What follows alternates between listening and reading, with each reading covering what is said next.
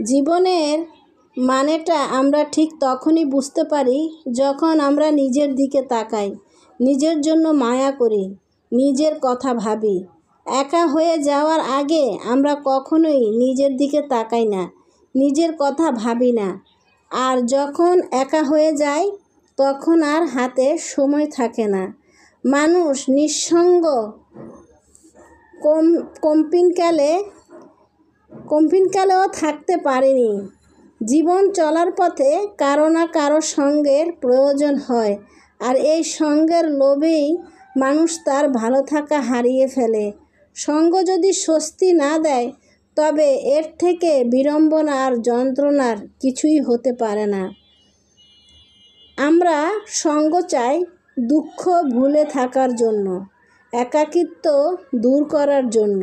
তবে বিশ্বাস করুন, মানুষের জীবনের অধিকাংশ সময়কে কেটে যায় নিঃসঙ্গতায়। মন থেকে যার প্রতি অনুভূতি আসে, তার প্রতি টান আসে, মায়া আসে, ভালো লাগা, ভালোবাসা আসে, তার সঙ্গ পাওয়াটাই পৃথিবীতে দুষ্কর। মানুষ একা না হলে নিজের জন্য মায়া করে না, আর যখন নিজের জন্য মায়া করে, নিজের কথা ভাবে, ঠিক তখনই মানুষ একা হয়ে যায়। আমার কথাগুলো যদি ভালো লাগে তাহলে বন্ধুরা আমার পাশে থেকে কথাগুলো শুনবে। আমি শুধু তোমাদের নিজের জন্য ভাবছি। পৃথিবীটা স্বার্থপর হয়ে গেছে, কেমন যেন দুনিয়াটা হয়ে গেছে এলোমেলো, ভালো লাগে না কিছু।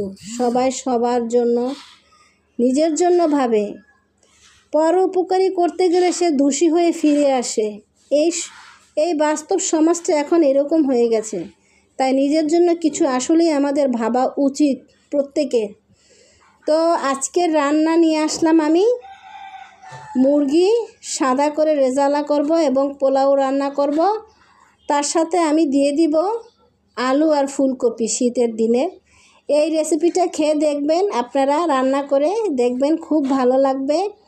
এবং রান্না করার এই রেজালাটা করার জন্য আমি দিয়ে দিয়েছি, প্রথমে পেঁয়াজ ভেজে নিয়েছি, তারপর এলাচ, দারচিনি, আদা বাটনা একটু বেশি, রসুন কম, তারপরে হচ্ছে গোলমরিচ, তারপরে হচ্ছে লাল গুঁড়া, মরিচের গুঁড়া, হলুদের গুঁড়া দেইনি, দিয়েছি পাঁচমিশালি মশলা। তারপরে নামানোর আগে আমি এগুলা দিয়ে আমি খুব ভালো করে কষিয়ে নিব এবং কষাতে কষাতে পানিটা যখন বের হয়ে আসবে অল্প পানি দিয়ে ঢেকে ঢেকে আমি নামিয়ে নিব। তো নামিয়ে নেওয়ার পরে আমি তার সঙ্গে এই ঢেকে দেওয়ার আগে, আমি কষানোর আগে দিয়ে দিব সয়া সস।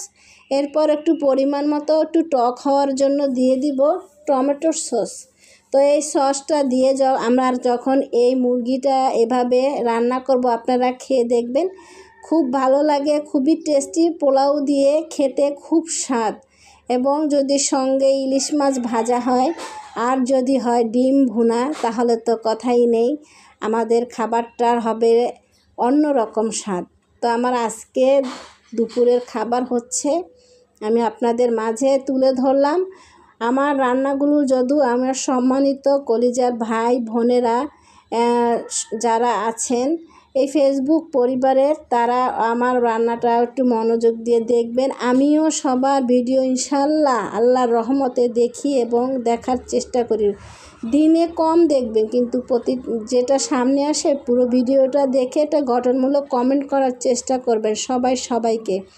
এই প্ল্যাটফর্মে এখানে কোনো স্বার্থপরতা করলে কেউ এগিয়ে যেতে পারবে না। ওদিকে আমার পোলাওটা হয়ে আসছে, দেখুন ঝরঝরা হয়ে গেছে, দেখুন অনেক সুন্দর করে বসিয়েছিলাম পোলাওটা, এদিকে রান্না করে ফেলছি ওই চুলায়, এদিকে হয়ে গেছে। এদিকে আমার মুরগির রেজালাটা হয়ে যাবে, তাহলে আমি পোলাও দিয়ে পরিবেশন করে দিব। তো বন্ধুরা, আমাদের এই প্ল্যাটফর্মে যদি আমাদের সবাইকে সোনার হরিণ পেতে হয়, তাহলে একে অপরের পাশে থাকতে হবে, ভিডিও দেখতে হবে, গঠনমূলক সুন্দর ভিডিওর উপর ভিত্তি করে, কথার উপর ভিত্তি করে, উপস্থাপনার উপর ভিত্তি করে আপনারা কমেন্ট করবেন, দেখবেন আপনাদের সফলতা অবশ্যই আসবে। হরিণ, সোনার হরিণ আপনার ঘরের দৌড়ে এসে দাঁড়াবে ইনশাআল্লাহ, আমি বলে দিলাম। তো আমার কথাগুলো যদি কোনো ভুল ত্রুটি হয়ে থাকে ক্ষমার চোখে দেখবেন। আর আমি প্রত্যেক বন্ধুদেরকে এবং আমার এই ফেসবুক প্ল্যাটফর্মের ভাই বোনদেরকে জানাই ভালোবাসা, সম্মান এবং শ্রদ্ধা, কৃতজ্ঞতা। আমি চাই এখান থেকে আমার বড় যে ভাইয়েরা আছেন সম্মানিত, তাদেরকে, তারাও যেভাবে গেছে তারা যেন আমাদেরকে একটু ধরে নিয়ে এগিয়ে নিয়ে যায়। তাদের কাছে আমার একটা অনুরোধ, তাদের প্রতি আমার সম্মান রইল, ভালোবাসা রইল। এটা নিয়ে আজকে আমার ভিডিও রান্নার। তো ভালো লাগলো অবশ্যই তো আমার পাশে থাকবেন। দেখুন পোলাওটা কত সুন্দর ঝরঝরা হয়েছে। আজকের মতো এখানে আমি বিদায়।